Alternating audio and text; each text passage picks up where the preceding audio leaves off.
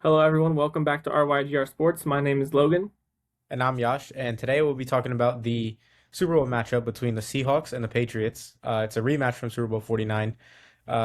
We do have two guests over, as Logan would like to introduce them. I want to welcome back Ryan to our show and his twin brother, Brandon. Hey, what's up, guys? My name's Brandon. Ryan already introduced himself, so we both play at Misericordia. The only difference is I'm a defensive back, so I'll try to give you guys a better defensive. Back. Another thing is, Brand's been a Seahawks fan since Beastquake run, so he's seen the highest of the highs and the lowest of the lows. Obviously, not lower than some of the seasons me and Logan have had to go through as fans, but some lows. So it'll be a good time to talk about it, see perspective from fans of both teams. Yeah.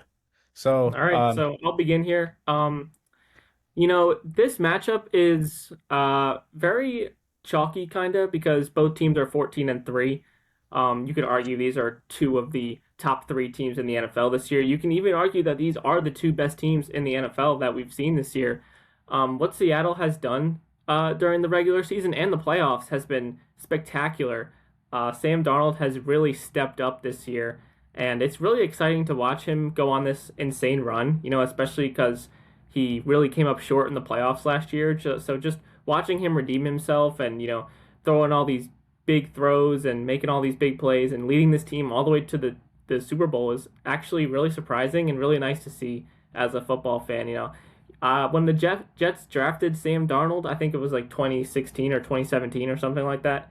The Jets fans really kind of gave up on him after a few years, and as a Jets fan myself, I really enjoyed watching Sam Darnold, go on this insane run, and I am rooting for him to go, win this game and get a championship under his belt. Which, if you would have told me that 5 years ago, I would have told you were crazy. So, what Seattle has done has been outstanding this year. I'm really excited to see what they do in this game, and they're coming in as 4.5 point favorites in this game. Minus 238 money line, so they're favored to go in here and Santa Clara and get this game done.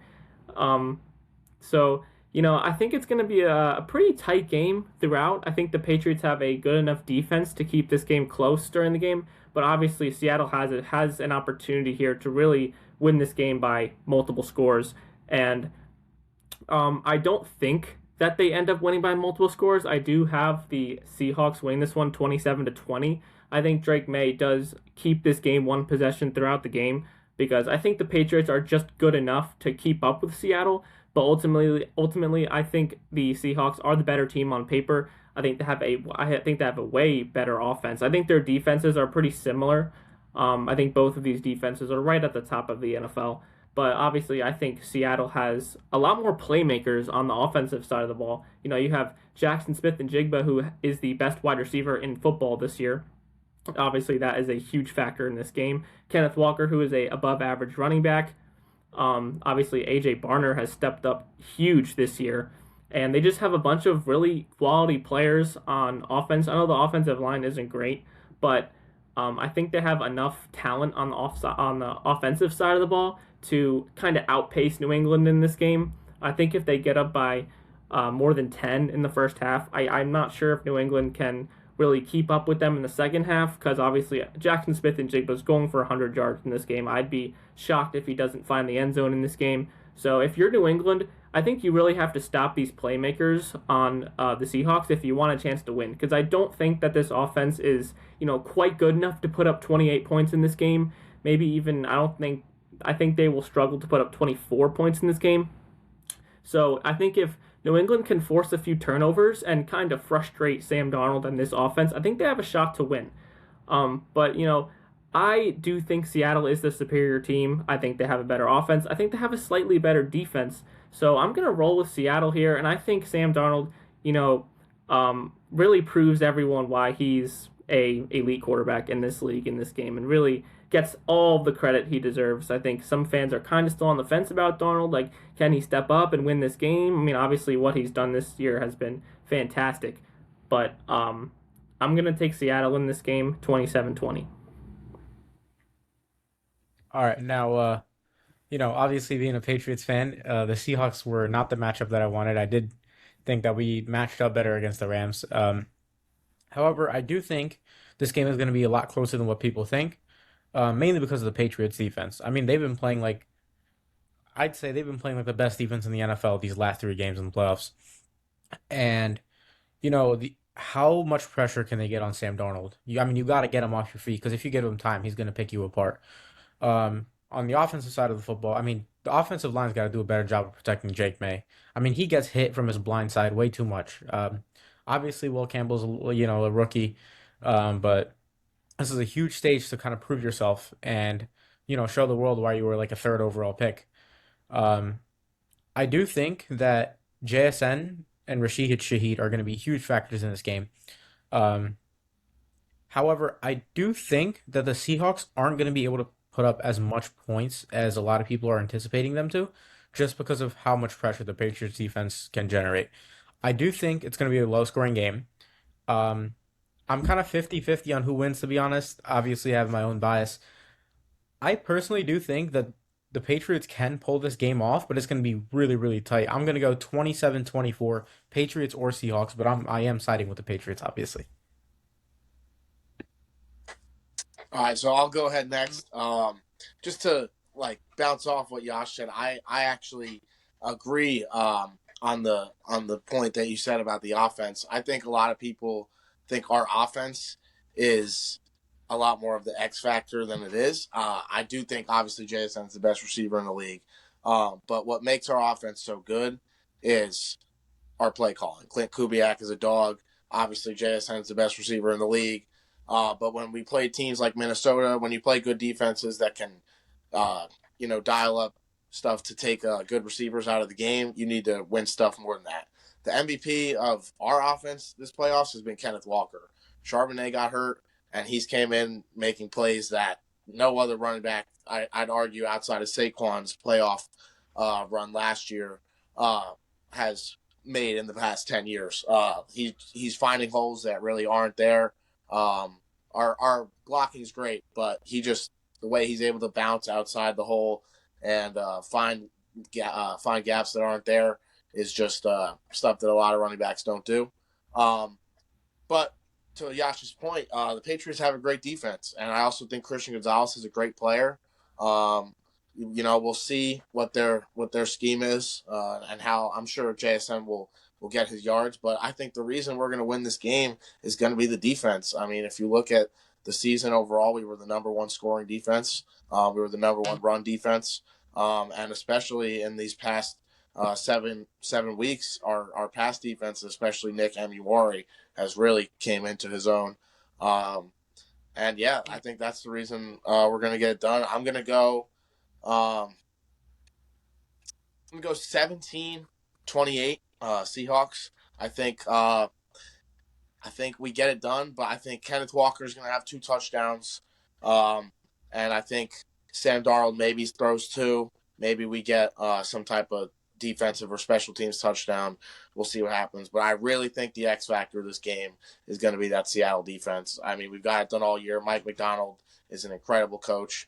Him and Vrabel are both incredible coaches, but I'm going to give Mike McDonald the favor just defensively, obviously. I think Clint Kubiak controls a lot more of the offense. Mike McDonald, I don't know, isn't really a part of that. But our defense has just been it's been ridiculous, especially in this playoffs. I mean, Matthew Stafford is, I would argue, the best quarterback in the league. Him and Drake May, obviously, this year are the MVP candidates. But even last game in the championship round, we won because of that defense. And if you look at the Cowboys or other teams with high-powered offenses in the league, they put up high-powered games with a lot of points. But the reason they can't win games is because their defense doesn't get it done. And if you look at our schedule, the reason we've been able to put up points, blow teams out, is because when our defense is on the field is when our team is playing the best. I mean, even if you look at the whole season, but especially the past 7 games, our defense has been incredible. We haven't allowed a run of over 30 yards. The pass defense has been, I mean, I think the only player that has really beat us over the top is Puka Nacua, and we all know how insane he is. But I do think that the Patriots have a chance to keep it close. They have an incredible defense. I think that is what's going to be their X factor as well. I think it'll be a very defensive game. Like I said, both offenses are good. Seattle definitely has more weapons with Shaheed and JSN, but I'm a big fan of Stephon Diggs, and the Patriots' offensive line is incredible, so they'll definitely be able to get some runs for sure. But yeah, we'll see what happens. But I definitely am going to take the Seahawks, either 28 or 24-17. Yeah, I think the defense will get it done. So Yeah, I guess I'll go. This game is very interesting to me. I know a lot of people think it might be a high scoring thriller, but I'm right there with y'all, and I think it'll be a medium scoring game where I really don't think either team's going to score even over 24. It would be very hard for me with how good these defensive coaching staffs are from top to bottom. Coach McDonald, Coach Rabel, and what they do on the defensive side of the football for their teams is nothing short but just fantastic. I mean, even against Minnesota, like, yeah, they had that fourth string, but they were calling some stuff, and he was lost out there, completely lost. And they had other dominant defensive performances, too. You think of Arizona at home. When they played at Seattle, really, it was just LA that could score points on them. That home field was great. And, let's not forget that Mike McDonald gets his team prepared to travel anywhere across the country. They play great on the road. They play great on the East Coast when it's 1 o'clock kick. And West Coast teams, that's tough for them. That's 10 o'clock body time. So they've adjusted in any situation possible this year, and that is why they're in the Super Bowl. And New England's done the same thing. They've won games in high-scoring shootouts, and then they've won games where the defense forces 3 or 4 turnovers and may protects the ball and does enough to win. And that's exactly what the AFC Championship game was. They'll use the snow as an excuse, but last time I checked, it didn't start until the 11-minute 36 second mark of the third quarter in the game. So what about the first half, which New England dominated time of possession wise, ran the football, did what they needed to do. Drake May gets in for the only score for them offensively of the game, touchdown wise, and they handle business, gets this championship situation. Both teams are great. Special teams wise, I think is going to be a big factor. Who's going to make the bigger plays on special teams? Will Marcus Jones maybe return one for the Patriots? Or in what my opinion will be more likely is Sheed taking one to the crib, which is what he's done all year. And he's a fantastic player. And, we see in the NFC Championship, the Rashid Shaheed bomb down the field. It hit for 51. And there you go. You get the running game going with Kenneth Walker. Sam Darnold, the third pick in the 2018 draft, that draft class with Josh Allen, Baker Mayfield, Lamar Jackson, and him really were the big four. The other guys not mentioned because that didn't work out with Rosen, and it's unfortunate. So he's not really in that discussion. But Sam Darnold's now in his second career Super Bowl. His first as a starter. He was Purdy's backup during the 2023 San Francisco team that lost in overtime, the second Super Bowl team to lose in overtime with the 16 Falcons. And he got learning experience. He was with Clint Kubiak. He was with Kyle Shanahan. So he's seen that type of locker room. It's a very hard thing to experience. And that's what Sam Darnold's dealt with. Playing for the New York Jets, a franchise that has just been all around. And he gets mono, and they're putting these crazy pictures of him on ESPN for millions of people to see, and the media is just attacking him, and they literally sent him off to die in a Carolina situation that at the time wasn't great, and he had to learn. He had to eventually he was benched, and he just never cared. He just worked and worked and worked, and it's really cool to see this type of story. And with him absolutely playing great, Drake May, filling in with shoes that nobody thought were possible to fill in that franchise, and credit to both coaching staffs as well. And I think I'm going to take Seattle 23-13 as a final score of this game. I also just want to add to what Ryan just said. The reason that we've got it done, like I said, the defense is the X factor. Like Logan said, Sam Darnold's been playing incredible, but the reason for that is because he's playing smart, right? He's not taking what's not there. He's playing turnover-free football this whole playoffs, and he's listening to Kubiak's calls. If it's got to be a check down, if we got to go 3 and out, take a sack punt, or take a field goal, that's what we've been doing all year, right? We've been very conservative, and Sam Darnold, especially in this playoffs, he's finally, understanding that we got a long game ahead of us. right? We're going to take the check down. We're going to listen to Kubiak's calls. We've also seen a lot of stuff that we haven't seen all year with Kubiak lining JSN up in the backfield. One of those that scissors concept. We haven't seen a lot of these plays that he's running. Even that first Rams game or the second Rams game we won in overtime. We've seen an incredible corner post call to AJ Barner, like all the way across the field. So Kubiak's been dialing up crazy stuff in big games that when we need it the most. And Sam Darnold has been very smart over this playoffs, not turning the ball over and playing very conservative. And as long as he does that, I think that's how we'll get it done. It's not all. Let's just not forget about the defensive personnel Seattle has as well. You have a leader like Ernest Jones in the middle linebacker. You have a great defensive veteran presence on the D-line with DeMarcus Lawrence and Leonard Williams and then Uchenna Nwosu with Derek Hall. And then you got a guy, Byron Murphy, who was a first-round pick. He's the interior guy. And they have so much depth. And that's the front seven. You think of the secondary. They trade DK Metcalf, which was such a controversial thing at the time.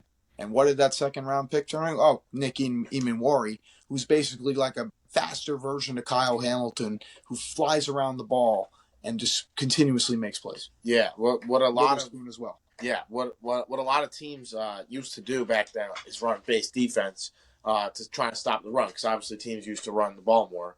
But then when obviously teams started to pass the ball more, people wanted to be in nickel. So that's why, like, I saw his video explaining this whole thing. And that's why, like, tight ends like Gronk and Kelsey were so valuable in the 2010s, because, you know, we had guys that could be so dominant in the run and the pass game. But now we're seeing packages like big nickel, like what we run, right? You want to put a safety like Ryan said, like Kyle Hamilton or Nick Emanwari in the box to kind of play linebacker, but also drop back in the coverage, and that handles both the run and the pass better than, you know, we've seen with a lot of other teams. And that's what Mike McDonald did when he had Kyle Hamilton. That's what he's doing with Nick Emanwari. We're playing 7-8 DBs on the field at one time. We have Tariq Woolen, who's playing the best season of his career, obviously, besides that penalty and getting blurred over the top of his head. But we got Spoon, who was a great first-round pick and has been dominant almost his whole career. Nick Emanwari, obviously, we talked about him. And then Josh Jobe has came into his own this year. Kobe Bryant has 5 picks this year. And then Julian Love was hurt for a majority of the season and came back, like I said, when our defensive pass game has started stepping up this past 7 weeks.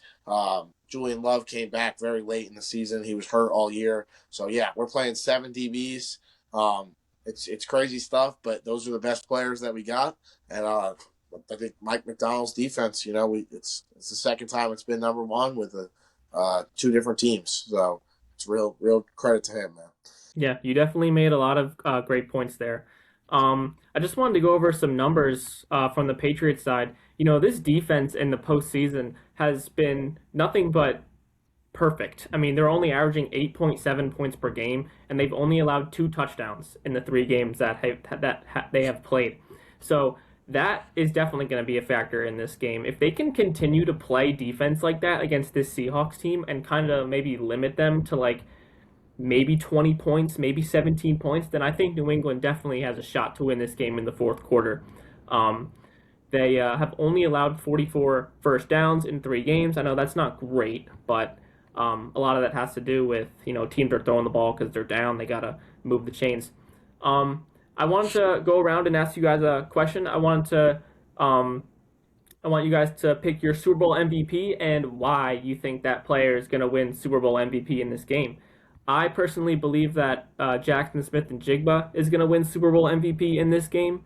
I think if the Seahawks can score 28 points or a number like 27 points, I mean, maybe 24 points, and he can, you know, have 10 catches, 11 catches for over 100 yards and a score, I think that stat line definitely will put him in consideration for MVP in this game. However, I think if Sam Darnold throws for 302 scores and no turnovers, I think Sam Darnold will win Super Bowl MVP. I actually saw a funny post on Instagram. This guy put $1,000 on the Patriots kicker to win Super Bowl MVP. It'll pay over $300,000, I think, which is definitely crazy long shot there. But my pick is going to be Jackson Smith and Jigba. I think he goes off for probably 11 catches, maybe 110 yards, 120 yards, and a score. I think of those 110 yards, I think definitely I think a 40-yard completion would be one of them, maybe a 50-yard completion, or maybe even a 50-yard completion for a touchdown, which would definitely make him a serious candidate for Super Bowl MVP. But I think if Sam Darnold plays the perfect game, obviously I think it's more of a quarterback award. So if he can play a flawless game and not turn the ball over and throw a few touchdowns, then I think it's Sam Darnold's MVP to lose. However, I think if Drake May can do the same thing and the Patriots end up winning, then I think Drake May wins Super Bowl MVP. But Yasha, I'll hand it over to you for your MVP pick. Yeah, so obviously I do have the Patriots winning. I wouldn't be surprised if Sam Darnold or JSN ended up taking the MVP, Super Bowl MVP home. Obviously, it's a winning team award. You can't really win the Super Bowl MVP being on the losing side, but I actually think the Patriots. I do think Trayvon Henderson actually has a really good shot at winning MVP, especially with his ability to return punts. His obviously he's a great running back. He's a pretty good receiving back. I think he can really break this game open. Um, I remember it was against I believe Tampa Bay where he caught an out route. It was like he took it. It was like 8 or 9 yard catch, and he took it all the way to the end zone. It's like a 75 yard touchdown. And then against Miami, where the Dolphins scored on a punt return, and he answered right back with his own punt return touchdown.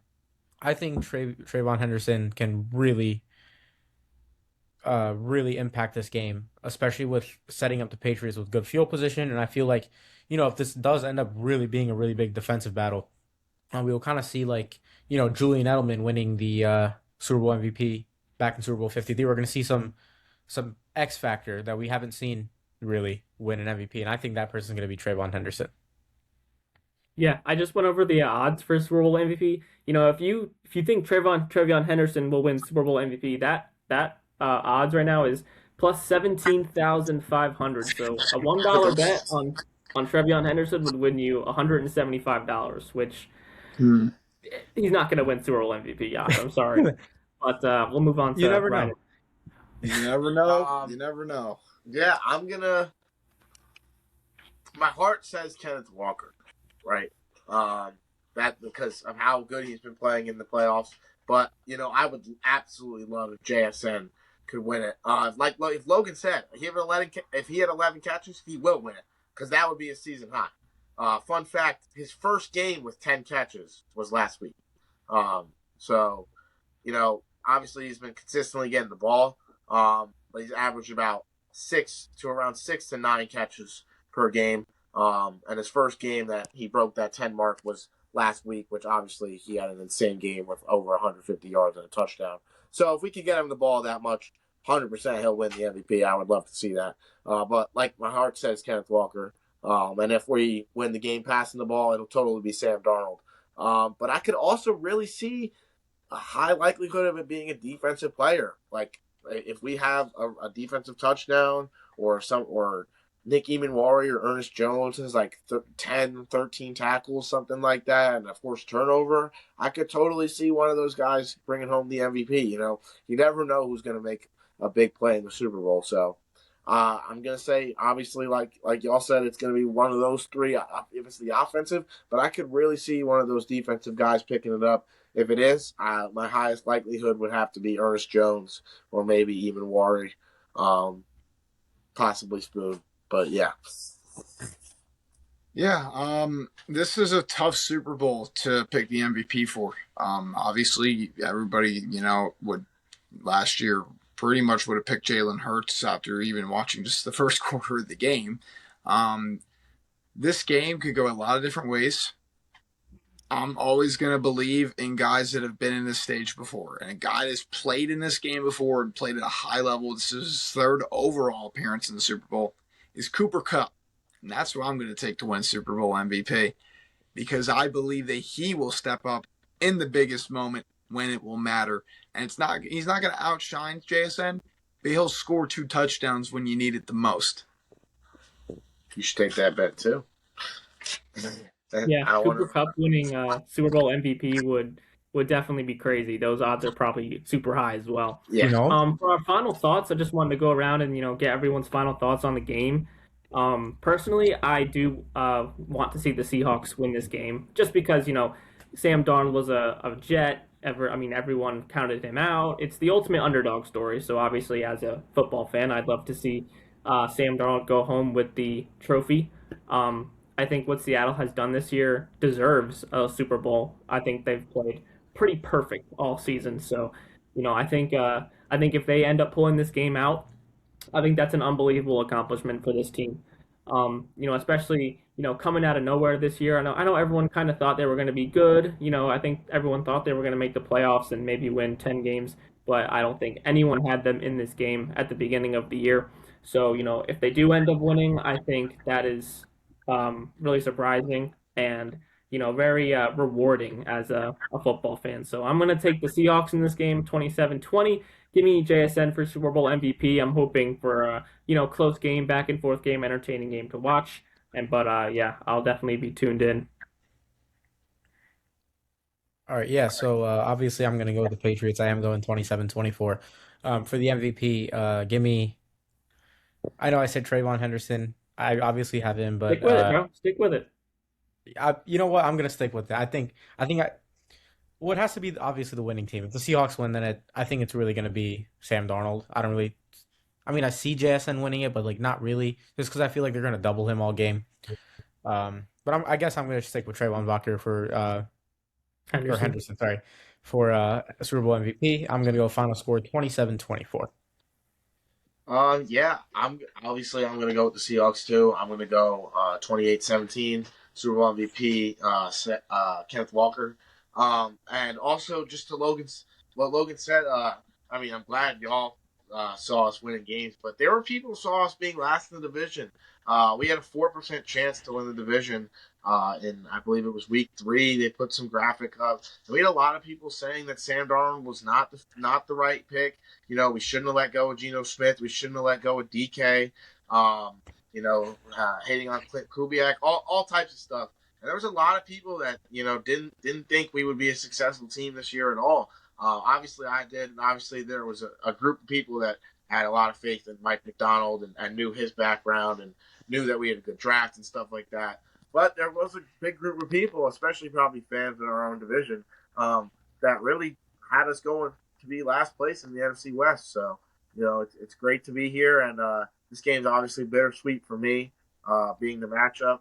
Obviously, sorry, Yash, but, It's after what it is. 11 years, it's time we get our get back. And, yeah, it'll be a great game. And, I hope we get it done. Yeah, I'm gonna stick with my selections. I know it sounds crazy, but I'm telling y'all, Cup is built for this moment. He's shown it before, and he'll do it again. And it doesn't mean JSN's not going to get a lot of yards. I just think that the passing game is going to be such a big factor in the Super Bowl for Sam Darnold. And I just believe Seattle will pull it out 23-13. I think that with that, Cup with the 2 touchdowns, Cup will get Super Bowl MVP, and they'll handle business and win this game. And I really think that the New England defense will keep it in it close because of Vrabel and his message. Milton Williams is such a talented defensive lineman. Spillane's a great player too with Gonzo. And then on the other side for the Seahawks, the big factor is going to be DeMarcus Lawrence. He's going to be the guy. And Leonard Williams as well. Are those going to be the 2 D linemen that could really take this game over for them? So that's the game will be won in the trenches and then the return game. Those will be the 2 biggest factors. All right, guys. Yeah. Well, you heard it here first. Definitely hoping for an exciting game. Special thanks to Ryan and Brandon for coming on and joining us for this Super Bowl preview. We hope you guys enjoyed our predictions and everything. Leave a comment down below and like the video. And we'll see you guys in our next episode. See ya. All right, see ya.